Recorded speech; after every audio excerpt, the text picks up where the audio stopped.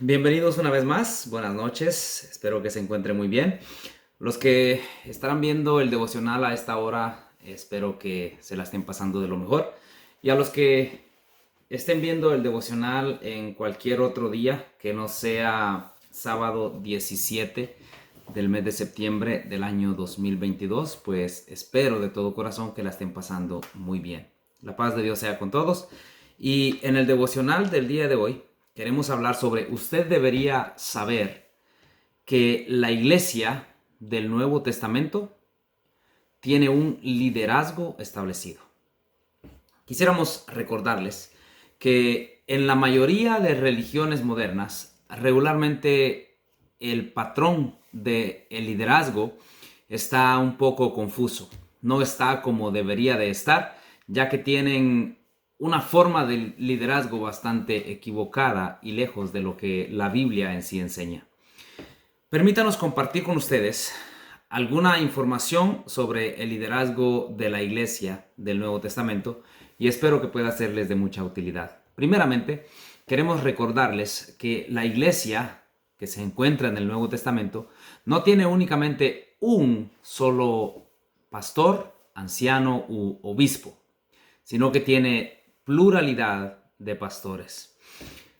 A esto, el apóstol Pablo le dice a Timoteo en su primera carta, capítulo 3, verso 1 hacia el verso 7, palabra fiel, si alguno anhela obispado, buena obra desea, pero es necesario que el obispo sea irreprensible, marido de una sola mujer, sobrio, prudente, decoroso, hospedador, apto para enseñar, no dado al vino, no pendenciero, no codicioso de ganancias deshonestas, sino amable, apacible, no avaro, que gobierne bien su casa, que tenga a sus hijos en sujeción con toda honestidad, pues el que no sabe gobernar su propia casa, ¿cómo cuidará de la iglesia de Dios? No un neófito, no sea que envaneciéndose caiga en la condenación del diablo. También es necesario que tenga buen testimonio de los de afuera, para que no caiga en descrédito y en lazo del diablo. Esto, como usted puede darse cuenta, contiene requisitos para aquellas personas que desean estar al frente de una congregación local. En la carta que el apóstol Pablo escribe a Tito, también aparece casi la misma información, con excepción de algunas personas. Permítame leerle la carta a Tito capítulo 1, verso 5 hacia el verso 9. El texto dice: por esta causa te dejé en Creta, para que corrigieses lo deficiente y establecieses ancianos en cada ciudad, así como yo te mandé, el que fuere irreprensible, marido de una sola mujer, y tenga hijos creyentes, que no estén acusados de disolución ni de rebeldía, porque es necesario que el obispo sea irreprensible como administrador de Dios, no soberbio, no iracundo, no dado al vino, no condenciero, no pendenciero, no codicioso de ganancias deshonestas, sino hospedador, amante de lo bueno, sobrio, justo, santo, dueño de sí mismo, retenedor de la palabra fiel, tal como ha sido enseñada, para que también pueda exhortar con sana enseñanza y convencer a los que contradicen. Si nosotros leemos en la primera carta del apóstol Pedro, en el capítulo 5, verso 1 hacia el verso 4, encontramos las siguientes palabras: ruego a los ancianos que están entre vosotros, yo anciano también con ellos, y testigo de los padecimientos de Cristo, que soy también participante de la gloria que será revelada. Apacentad la grey de Dios que está entre vosotros, cuidando de ella, no por fuerza, sino voluntariamente, no por ganancia deshonesta, sino con ánimo pronto, no como teniendo señorío sobre los que están a vuestro cuidado, sino siendo ejemplos de la grey, y cuando aparezca el príncipe de los pastores, vosotros recibiréis la corona incorruptible de gloria. Como usted puede darse cuenta, la iglesia del Nuevo Testamento siempre ha sido liderada por una pluralidad de pastores, no simplemente como se ve en el mundo moderno, un solo pastor para una congregación y luego un copastor. No, la Biblia enseña que debe de haber una pluralidad de pastores. ¿Por qué? Bueno, usted sabe muy bien que dos son mejor que uno. Si uno cae, el otro le ayudará. Y cuando existe una pluralidad de pastores en una iglesia local, podemos tener la seguridad de que si uno cae, el otro le cuidará, y de esta manera se cuida la integridad de las personas, como también el conocimiento de los feligreses en X congregación, que puedan ser enseñados correctamente y no estar siendo confundidos por lo que un solo líder puede ocasionar. Como ustedes saben, algunas congregaciones se han apartado de la verdad porque su pastor se ha desviado de la verdad, ha seguido el error y de esta manera guía a toda una congregación hacia el error, porque regularmente las personas le son fieles a sus pastores. Pero cuando existe una pluralidad de líderes, de pastores, ellos tendrán el cuidado de que si alguien se está desviando, de ayudarle a corregirse y que la iglesia no sea afectada por esta situación. Pudiéramos hablar más al respecto, pero tenemos que avanzar y espero que usted pueda dedicar tiempo en estudiar de que la Biblia menciona pluralidad de pastores en el ministerio de una congregación local. La iglesia también debe de tener diáconos, y estos son seres humanos que sirven a la iglesia. Por ejemplo, en la primera carta del apóstol Pedro a Timoteo, capítulo 3, verso 8 hacia el verso 13, aparecen los diáconos y aparecen los requisitos que ellos deben de llenar si desean ser diáconos en la congregación. Además de esto, en Filipenses capítulo 1 y el verso 1 también se nos dice: Pablo y Timoteo, siervos de Jesucristo, a todos los santos en Cristo Jesús que están en Filipos, con los obispos y diáconos. Quisiera entrar en detalle y mostrarle bíblicamente que la palabra obispo, pastor y anciano se refieren a la misma persona, y no como algunos creen hoy en la actualidad, que se refiere a diferente tipo de personas. Pero el tiempo no nos da, pero en otra ocasión espero poder hacerlo y poder compartir con ustedes ese conocimiento y que ustedes también puedan crecer y avanzar hacia la plenitud que es en Cristo Jesús. Como ya podemos ver entonces, una pluralidad de pastores, y ellos tienen que trabajar con los diáconos y los diáconos con los pastores. Y usted puede leer la primera carta a Timoteo, también puede leer la carta a Tito, y usted se dará cuenta los requisitos que los líderes deben de llenar. No es simplemente nada más de decir yo creo que soy líder y ya comenzar. No, hay requisitos que Dios ha establecido para que las personas que van a entrar al liderazgo estemos seguros que los llenan. Si no llenan los requisitos, tengamos mucho cuidado a quienes estamos nombrando como líderes o como diáconos en el liderazgo local de una iglesia de Cristo. También la iglesia, como nos lo dice en Efesios capítulo 4, verso 11, dentro de los ministerios está el ministerio del evangelista. El evangelista es el predicador, el ministro, quien enseña y proclama la verdad, pues es la palabra de Dios. No su testimonio, no sus ejemplos, no sus opiniones, sino la palabra de Dios. Y sabemos que el joven predicador era Timoteo, como también Tito.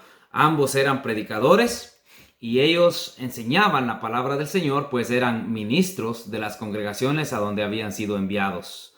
Timoteo en Éfeso, Tito en Creta, ambos ministros, predicadores del evangelio, evangelistas, y estaban ahí trabajando arduamente. A Timoteo, en la primera carta, capítulo 4, del 13 al 16, el apóstol Pablo le dice: entre tanto que voy, ocúpate en la lectura, la exhortación y la enseñanza. No descuides el don que hay en ti, que te fue dado mediante profecía, con la imposición de las manos del presbiterio. Ocúpate en estas cosas, permanece en ellas, para que tu aprovechamiento sea manifiesto a todos. Ten cuidado de ti mismo y de la doctrina. Persiste en ello, pues haciendo esto te salvarás a ti mismo y a los que te oyeren. También usted puede leer en la segunda carta a Timoteo, capítulo 4, verso 1 al verso 5, la responsabilidad que un predicador de una iglesia local debe de tener para con Dios, para con la palabra y a la misma vez para con la iglesia, ya que no es un juego, estimados oyentes. Predicar la palabra del Señor no es un juego y tampoco es un chiste. Se está, como decimos nosotros, rifando el todo por el todo. Es la salvación de las almas. o la condenación de las mismas. Así que tenemos que tener cuidado de que nuestros predicadores sean personas que verdaderamente saben lo que están predicando y no solamente se paran en el púlpito para hablar chistes o para ser más payasos que predicadores. Las palabras son fuertes quizá para algunos, pero es la verdad. Muchas personas están en el ministerio, en los púlpitos, entreteniendo a las personas con chistes y juegos, mientras sus almas están siendo condenadas por ignorar la realidad de la palabra de Dios. Existe en la iglesia local entonces el liderazgo, como son los ancianos, los diáconos, los evangelistas. También están lo que son los maestros, quienes ayudan en toda la labor para que el cuerpo de Cristo siga creciendo, y todos estos ministerios están encajados en Efesios capítulo 4, verso 11. Sabemos que en Efesios capítulo 4 también encajan lo que eran los apóstoles, el ministerio del apostolado, y sabemos que estos apóstoles eran los pioneros, los embajadores, quienes Cristo había escogido. Sin embargo, también la iglesia tenía en cierta forma apóstoles, como lo fue Bernabé, quien es llamado apóstol juntamente con Pablo en el libro de los Hechos. Pablo, apóstol de Jesucristo; sin embargo, Bernabé, apóstol, o sea, enviado, pionero, embajador de la iglesia en Antioquía. Como ya les dije, no tenemos el tiempo debido para entrar en detalle, pero podemos seguir estudiando y espero que usted también pueda hacerlo. Los miembros de la Iglesia del Señor, estimados hermanos, debemos de crecer juntos, ayudarnos unos a otros, y como dijo Jesús, estas palabras las registra Juan capítulo 13, verso 34 hacia el 35. Un mandamiento nuevo os doy, que os améis unos a otros como yo os he amado, que también os améis unos a otros. En esto conocerán todos que sois mis discípulos, si tuvierais amor los unos para con los otros. Usted también puede leer Filipenses capítulo 2, verso 1 hacia el verso 5, lo que Cristo tuvo que dejar a un lado para mostrarnos el amor, para salvarnos, para agregarnos al cuerpo, para hacernos miembros de su cuerpo, para hacernos salvos y darnos la garantía de que en Él podemos encontrar salvación y en nadie más que solamente en Él. Como puede darse cuenta entonces, todos estos ministerios encajan y deben de estar desarrollándose en las iglesias locales. Debemos de trabajar, estimados hermanos, para que el liderazgo de la iglesia funcione correctamente. Hermanas, hermanos, debemos de trabajar todos juntos para que el orden, el patrón establecido por Dios para las iglesias locales funcione de la manera debida. Y esto de liderazgo no es simplemente aquella persona que brinca y dice yo quiero ser un líder, o solo porque es carismático, o él puede ser líder, o solo porque es muy activo y alguien dice creo que X persona puede ser líder y ya corremos a nombrarlo líder y ya es líder. No es así, hermanos, hermanas. El liderazgo de la iglesia debe ser sometido a la palabra de Dios.